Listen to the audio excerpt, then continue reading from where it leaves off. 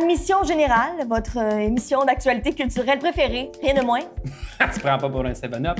On est toujours à l'Espace Libre cette semaine. Et oui, qui dit espace libre dit... Liberté, audace et aventure. Il l'a eu.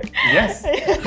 On vous fait un tour d'horizon du calendrier de ce qui se fait et se joue sur les scènes à Montréal. Et on commence au Théâtre aux Écuries. Absolument. Pour la pièce L'Espèce fabulatrice. C'est de Pirata Théâtre. Donc, c'est Michel Parent accompagné de Marie-Ève Fortier. Qu'est-ce que tu cherches? Les écuries. Les écuries. Elle fait la cheval. OK. Vas-y, dis-moi. Qui l'a? L'Espèce fabulatrice. Oui. C'est Michel Parent accompagné de Marie-Ève Fortier et Andréane Deschênes qui nous propose ce troisième opus d'un triptyque, en fait, depuis 2019, sur la grande thématique de l'effondrement du vivant. Et cet opus-ci se questionne sur l'après l'effondrement. Et c'est donc une écriture de plateau avec témoignages de plusieurs personnes. Donc, la distribution reste à déterminer selon l'écriture de plateau. Mais c'est comment s'occuper d'un jardin sur scène sans sol ni soleil. Oui. Qui est comme le point de départ de cette proposition scénique-là. Oui. Donc, c'est un chœur de personnes qui vont offrir témoignages et réflexions dans la création de ce spectacle-là pour nous proposer l'espèce fabulatrice. J'en ai entendu parler, ça a l'air fascinant. C'est présenté quand? Du 17 au 28 octobre. Merveilleux. Au Théâtre aux Écuries. Je nous transporte du côté du Prospero pour Homicide, un texte de Pascal Brulmans, mis en scène par Nini Bélanger. C'est une exploration de la matière documentaire, des profondeurs du web, à travers l'histoire d'un jeune homme qui tue un étranger rencontré en ligne. Alors, c'est présenté du 24 octobre au 11 novembre. On vous en parle un peu plus tard en aparté. Je nous amène maintenant à Fred Barry, encore une fois, au Théâtre Denis Pelletier, pour Les Rémugles où la danse nuptiale est une langue morte. C'est un texte de Caroline Bellil, qui a gagné d'ailleurs le prix Gracien-Gélina. Avec ce texte-là. Avec ce texte-là. Et c'est une mise en scène de Marcia Babineau, qui nous vient du Théâtre L'Escaouette en Acadie. Donc, une équipe acadienne sur scène à Montréal dans les prochaines semaines, du 31 octobre au 11 novembre. Entre les effluves du passé et les fragrances commerciales qui paient son loyer, Marie-Frédérique cherche l'apaisement pendant qu'Élodie apprivoise de nouvelles phéromones. Fascinée par le monde animal, Arnaud apprend à communier avec son espèce, alors que Julie voit son écosystème envahi. Une figure familière les unit dans leur solitude, le gars de FedEx qui s'évertue à être vu. Donc, allons découvrir qui sont ces personnages et comment ils se réunissent. Très curieuse de découvrir c'est qui le gars de FedEx. Exactement. Entre autres. Où est-ce qu'on se passe pas? À la licorne, oui. pour S'aimer bien pacté de l'autrice Christina Moschini, mis en scène par Pascal Renaud-Hébert.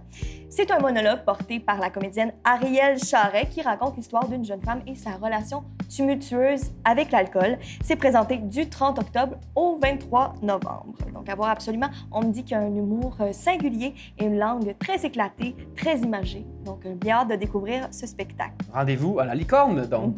Je nous amène maintenant au Katsu.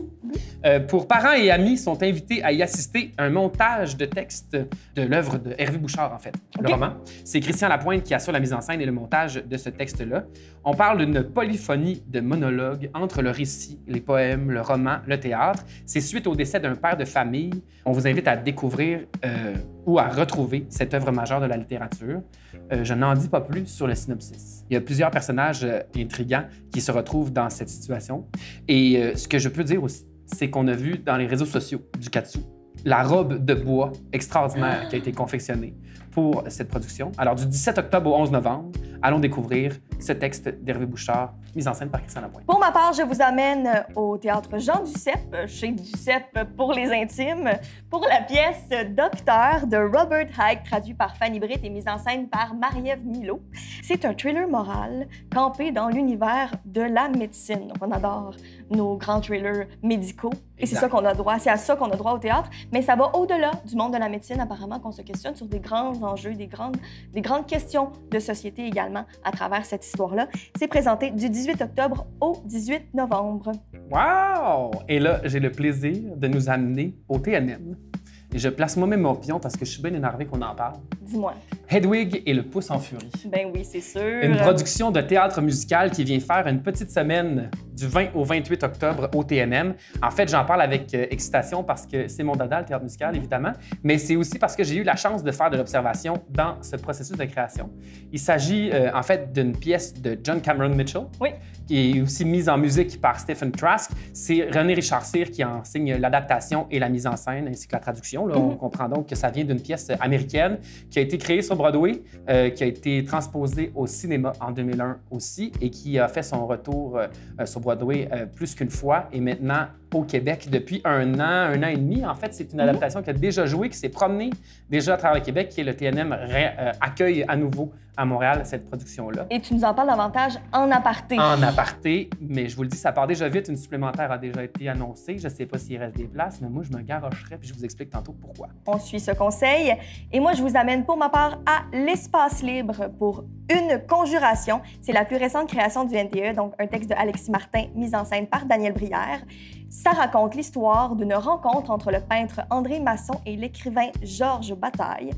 Ces deux artistes-là se réunissent pour écrire un manifeste qui se veut une déclaration de guerre contre le monde. Donc, on va découvrir cette déclaration de guerre du 24 octobre au 10 novembre, ici, à l'Espace libre. Et voilà!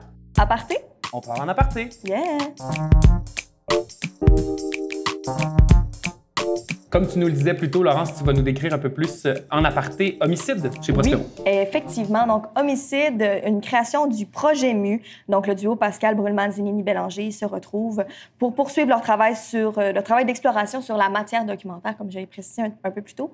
Quelques mots sur le Projet Mu. En fait, c'est une compagnie de théâtre qui cherche comment créer un théâtre qui soit le plus vivant possible. Donc, ils vont aller vraiment interpeller le public. C'est vraiment, ça fait partie de leur mission de créer une entité, en fait, qui va vraiment susciter des réactions chez le spectateur. Donc, ça peut être parfois des sujets qui sont choquants, qui bouleversent, mais c'est toujours fait dans l'ouverture et le dialogue.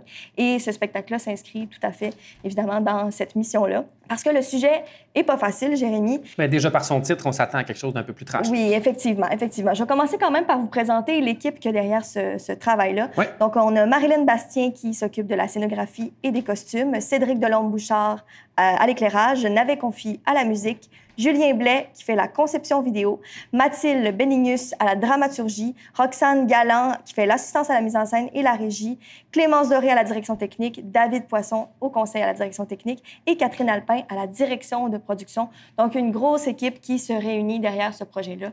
Et il y a aussi, évidemment, des interprètes, donc Dany Boudreau et Christian Rangel.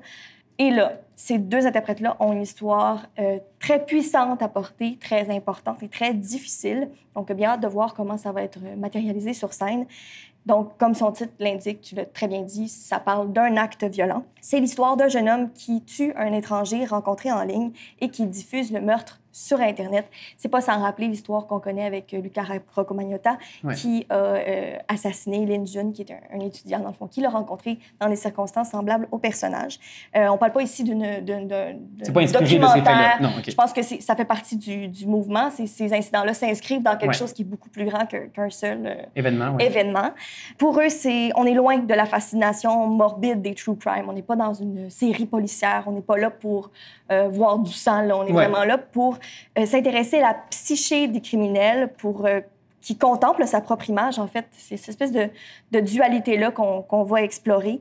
Et c'est très important aussi pour le Projet Mu de redonner aux victimes leur dignité. Donc, par cette pièce-là, c'est mis de l'avant. C'est un mouvement aussi qui, même dans l'univers du true crime, est de plus en plus présent. Ouais. D'arrêter de mettre sur un piédestal, là, si je peux me permettre, ouais, les meurtriers, de les regarder avec curiosité, mais plus de mettre de l'avant le geste et la personne. Pour ne pas pencher vers la glorification. Exactement, exactement. Fait qu'on est vraiment pas dans ce discours-là. Ouais. Exactement. Okay. On questionne les fondements de la société numérique et l'origine de ces discours mégalomanes-là. Donc, on n'aborde pas le sujet comme on regarde un accident de voiture. C'est vraiment, c'est une mission plus profonde qu'en dessous de ça. C'est un outil, c'est un mobile qui nous fait avancer finalement dans ces grandes questions-là.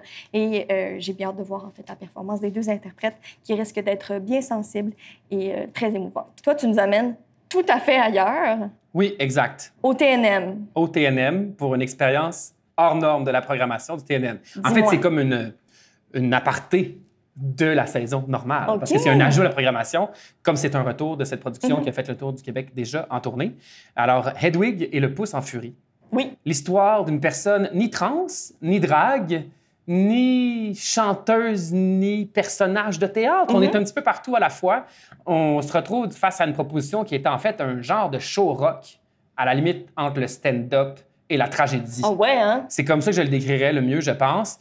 En fait, c'est qu'il y a cette histoire d'une personne qui a vécu un changement de sexe qui a été botché, si je reprends les mots exacts de l'adaptation de René Richard Cyr. En fait, le pouce en furie représente ce qu'il reste de cette chirurgie. Mon Dieu! Et c'est ça le nom du band rock de cette chanteuse qui arrive avec ses perruques légendaires sur Wow! scène et son mari / choriste, qui est interprété par Elisabeth Gauthier-Pelletier, Yitzhak, un personnage tout autant étonnant que Hedwig elle-même, qui est campé par Benoît Méguénis, qui rêvait de jouer ce rôle à la scène. Donc, c'est une production de la Maison Fauve, qui est une boîte de production de musique principalement, mais qui nous amène là dans du théâtre musical un peu à la limite entre le show de musique puis un show de théâtre. Donc, c'est une expérience quand même saisissante parce que c'est un très grand solo mené de main de maître par Benoît Méguénis. Comme je disais, c'est un peu du stand-up, c'est de la tragédie à la fois. C'est une histoire quand même déchirante d'un amour brisé avec un autre rockstar qui a pris les devants et Hedwig se ramasse comme l'autrice, compositrice, interprète, pognée derrière la grande star qu'elle a un peu mise au monde. Fait que c'est à découvrir au TNM. Une grande équipe travaille là-dessus. Il y a André Papanicolaou qui fait la direction musicale avec les 3 autres musiciens sur scène. Max Otto Fauteux signe la scénographie. Et puis, René Richard Cyr assurait la mise en scène de ce projet. Il y a énormément de monde qui travaille là-dessus et j'en passe parce qu'il y a aussi de la conception vidéo qui se retrouve sur scène. On a beaucoup d'accessoires costumes. C'est Sylvain Genois qui enseigne les costumes d'ailleurs. Donc, beaucoup à voir. C'est étincelant, c'est majestueux et trash à la fois. C'est ce qu'on aime. On a bien hâte d'aller voir ça. Je te remercie beaucoup, Jérémy, pour ce partage-là. Puis à vous aussi, je vous remercie parce que c'est ce qui conclut nos apartés. On se retrouve dans un prochain épisode pour un tour d'horizon et un petit plongeon en profondeur pour vous faire découvrir concepteurs, conceptrices et artisans du théâtre. Merci d'être avec nous. Merci d'être à l'écoute. Suivez-nous sur les réseaux sociaux. Sur nos réseaux sociaux. Votre plateforme préférée, quoi. Voilà. Face de bouc. Bonsoir. Oh, mon Dieu. Merci.